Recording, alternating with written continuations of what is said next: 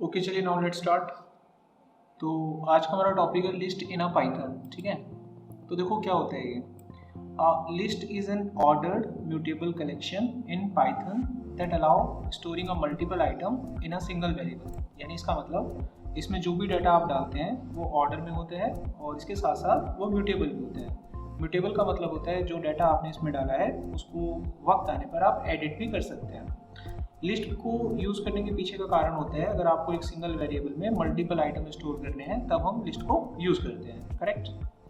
अब हम यहाँ पर देखेंगे लिस्ट को बनाया कैसे जाता है। कभी भी पाइथन में अगर आपको लिस्ट क्रिएट करना है तो आपको स्क्वायर ब्रैकेट यूज़ करना होगा और डाटा इसके अंदर डालना पड़ता है। इसमें डाटा किसी भी टाइप का हो सकता है, इंटीजर, स्ट्रिंग, या फिर आप डिफरेंट टाइप का डाटा भी डाल सकते हैं।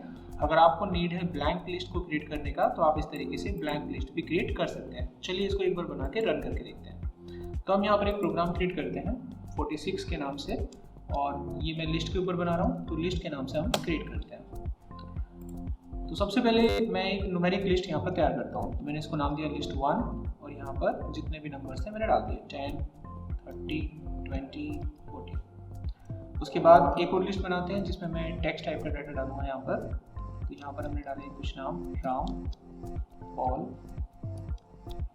William, Smith. एक हम डालते हैं मिला जुला डेटा, तो इसको हम लिस्ट 3 का नाम देते हैं। यहाँ पर हमने डाटा डाला समथिंग लाइक नाम, फिर एज और उसके बाद मार्क्स। ये हमने डाटा डाला। एक हम एक एम्प्टी लिस्ट ले लेते हैं लाइक दिस। अब हमारे पास ये डाटा आ चुका है। अब हम इसको प्रिंट करके देखते हैं। एक एक करके चारों लिस्ट में प्रिंट करता हूँ। लिस्ट 1, लिस्ट 2, लिस्ट 3, लिस्ट 4, और मैं इनके बीच में जो सेपरेटर है वो न्यू लाइन लगा देता हूँ ताकि डाटा अलग अलग लाइन पे आपको दिखाई दे। अब हम कोड को रन करते हैं। तो यहाँ पर आप देखेंगे चारों की चारों लिस्ट आपकी प्रिंट हो चुकी है। आई होप सो आपको ये कॉन्सेप्ट समझ में आ रहा है कि लिस्ट 1, लिस्ट 2, लिस्ट 3, लिस्ट 4 किस तरीके से काम कर रही है, लिस्ट में हम डाटा कैसे डाल पाते हैं। करेक्ट। अब आगे देखो। अब हम लिस्ट के एलिमेंट को एक्सेस करना सीखेंगे। ठीक है, तो यहाँ पर बताया गया है कि लिस्ट में जब आप एलिमेंट एक्सेस करते हैं, उसका कोई भी एलिमेंट आप बाहर निकालते हैं तो वहाँ पर आप इंडेक्सिंग यूज़ कर सकते हैं। तो इसमें भी पॉजिटिव नेगेटिव इंडेक्सिंग होती है। इसको देख लेते हैं, कमेंट करते हैं। मान लीजिए मेरे पास ये नंबर की लिस्ट है लिस्ट 1 और मुझे इसमें से इसका पहला एलिमेंट पता करना है कि क्या है। तो मैं यहाँ पे लिखूँगा लिस्ट 1 और इंडेक्सिंग लगाऊंगा 0, क्योंकि पॉजिटिव इंडेक्सिंग हमेशा 0 से स्टार्ट होती है। तो मुझे अगर इसका पहला एलिमेंट चेक करना है तो मैं 0 लिखूंगा और ये 0 पोजीशन पे जो भी एलिमेंट होगा मुझे बताएगा, जैसे कि 10 बताएगा। देखो, अगर मुझे इसका थर्ड एलिमेंट चेक करना है तो मैं इंडेक्स नंबर 2 लिखूंगा यहाँ पे। देखो ऐसे बताएगा। अगर मान लीजिए नेगेटिव इंडेक्सिंग कैसे करते हैं, अगर मुझे इसमें नंबर चेक करना है पीछे से तो नेगेटिव इंडेक्सिंग उस केस में की जाती है।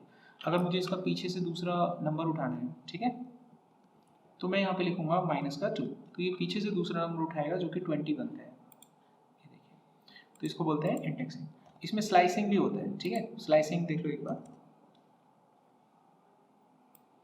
मान लो ये जो लिस्ट आपके पास है, इस लिस्ट में मुझे 10 से लेके 20 तक का डाटा उठाना है, 10 से लेके 20 तक का। तो मैं कैसे लिखूंगा उसे, तो मैं स्लाइसिंग का यूज़ करूँगा। लिस्ट 1 स्लाइसिंग, यानी 0 इंडेक्स से स्टार्ट करूँगा, 3 नंबर इंडेक्स तक जाऊँगा तो ये मेरे को एक कम देगा डाटा, तो ये 0 से 2 तक चलेगा, यानी 0, 1, 2 तक चलेगा। मेरे को 3 रिकॉर्ड मिल जाएंगे और एक एक स्टेप लूँगा ताकि वो एक एक स्टेप आगे बढ़े। देखो, तो स्लाइसिंग भी यहाँ पे परफेक्टली वर्क कर रही है। करेक्ट।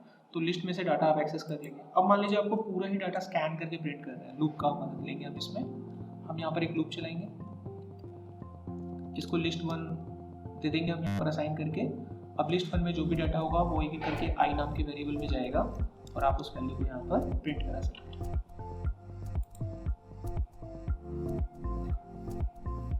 आगे डाटा। सो इस तरीके से आप लिस्ट के एलिमेंट को एक्सेस कर सकते हैं।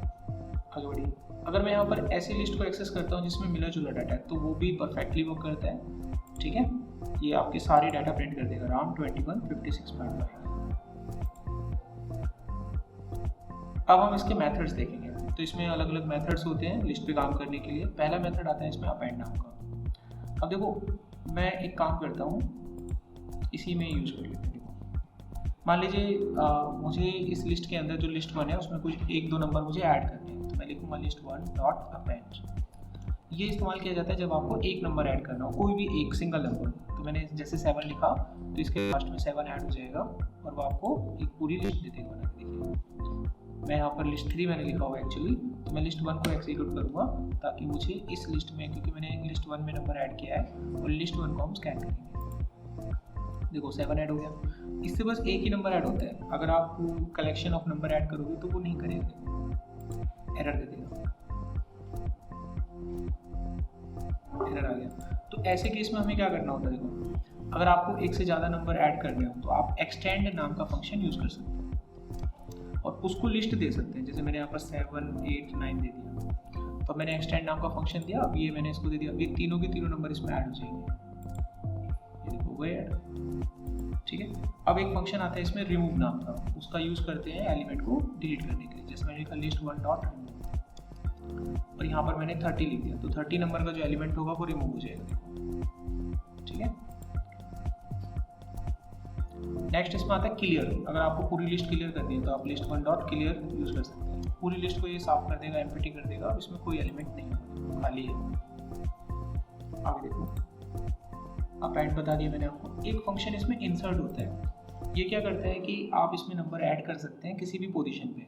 जैसे कि मैं इसकी बिगनिंग में कोई नंबर ऐड करना चाहता हूँ, तो बिगनिंग के लिए 0 इंडेक्स लिखूंगा और जो नंबर आपको ऐड करना है वो डाल दीजिए। जैसे मेरे को इसमें ऐड करना है 32, तो स्टार्टिंग में 32 ऐड हो जाएगा। देखो तो लिस्ट 1 ओके, तो यहाँ पर मेरे को फंक्शन यूज़ करना होगा इंसर्ट, वो हमने यूज़ नहीं करा जिस वजह से ये प्रॉब्लम आया। ठीक है, फंक्शन हमने यूज़ कर रहे हैं इंसर्ट और इसमें मैंने पहले इंडेक्स बताया 0 इंडेक्स और जो नंबर मुझे ऐड करना है वो है 32। ये देखो आ गया, कोई भी इंडेक्स। अगर मैं यहाँ पर इंडेक्स नंबर 2 लिखूंगा तो 0, 1, 2 यानी 30 के बाद 32 आएगा। देखना, देखो 30 के बाद 32 आ गया, तो ये भी हो गया आपका।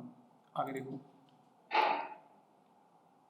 एक होता है पॉप। पॉप का मतलब होता है अगर आपको इंडेक्स वैल्यू पता है और वहाँ से आपको नंबर डिलीट करना है तो पॉप मेथड यूज़ होता है। जैसे किसी ने आपको बोल दिया कि इसका फर्स्ट एलिमेंट डिलीट करना है आपको, तो आप पोजीशन 0 डाल दीजिए और इसका जो पहला एलिमेंट है 10 वो डिलीट होगा। देखो, तो पोजीशन डालकर नंबर डिलीट होता है। अगर मैं यहाँ पर 3 नंबर लिखूंगा तो 0, 1, 2, 3 यानी 40 डिलीट हो जाएगा। ये देखिए, नेक्स्ट हमारे पास होता है इंडेक्स। तो इंडेक्स क्या करता है, हमको वैल्यू निकाल के देता है, यानी पोजीशन बताता है किसी नंबर की। जैसे कि मुझे पता करना है कि इसमें जो 30 है वो किस पोजीशन पे है, तो मुझे उसकी पोजीशन बताता है। तो मैं यहाँ पर प्रिंट करके आपको दिखा देता हूँ, list 1 dot index, index of 20। तो 20 का इंडेक्स मुझे ये बता देगा। लूप की जरूरत नहीं है, मैं लूप को रिमूव कर देता हूँ। अभी देखिए, तो 20 का इंडेक्स कितना आएगा, 0, 1, 2, जिसका उत्तर 2 आएगा। एक फंक्शन होता है इसमें काउंट। काउंट क्या करता है, नंबर ऑफ एलिमेंट काउंट करके आपको देता है। जैसे कि मुझे इसमें काउंट करना है कि इस लिस्ट में मान लीजिए कुछ और नंबर भी है मेरे पास, तो मेरे को इसमें काउंट करना है कि इसके अंदर 30 कितनी बार आ रहा है, तो मैं उसे काउंट कर सकता हूँ। तो मैं उसके लिए लिखूंगा लिस्ट 1 डॉट काउंट। क्या चीज़ काउंट करनी है वही हटा दूँ, मेरे को 30 काउंट करना है। देखो 30 इसमें 2 बार आ रहा था, इसने बता दिया आपको। नेक्स्ट होता है शॉर्ट। अगर आपको इस लिस्ट को शॉर्ट करना है तो आप लिस्ट 1 डॉट शॉर्ट नाम का फंक्शन यूज कर सकते हैं। पूरी लिस्ट को मैं प्रिंट करके आपको दिखा देता हूँ। अब इसमें जितना भी एलिमेंट, जितना भी डाटा होगा वो सारा शॉर्ट हो जाएगा। देखो शॉर्ट हो गया। नेक्स्ट होता है रिवर्स। अगर आपको इसको डिसेंडिंग ऑर्डर में लाना है तो इसको यहीं के हिसाब आप रिवर्स कर दीजिए। तो पूरा डाटा पहले शॉर्ट होगा, उसके बाद ये रिवर्स हो जाएगा। एक होता है कॉपी फंक्शन। इसमें क्या होता है, पूरी की पूरी लिस्ट को आप कॉपी कर सकते हो और किसी दूसरे वेरिएबल को दे सकते हो। जैसे मेरे पास एक x नाम का वेरिएबल है, मैंने इसमें लिस्ट 1 को कॉपी कर दिया पूरा का पूरा। ठीक है, तो कॉपी करने से क्या पूरा का पूरा लिस्ट आपके पास आ जाएगा। किसके पास, x के पास। अब मैं यहाँ पर x लिखूंगा तो ये उसी लिस्ट को रिप्रेजेंट करेगा।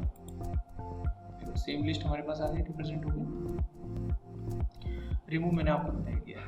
तो ये है आपका complete overall concept for the list. ठीक है, अगले सेशन में हम लोग टपल और सेट के बारे में बात करेंगे।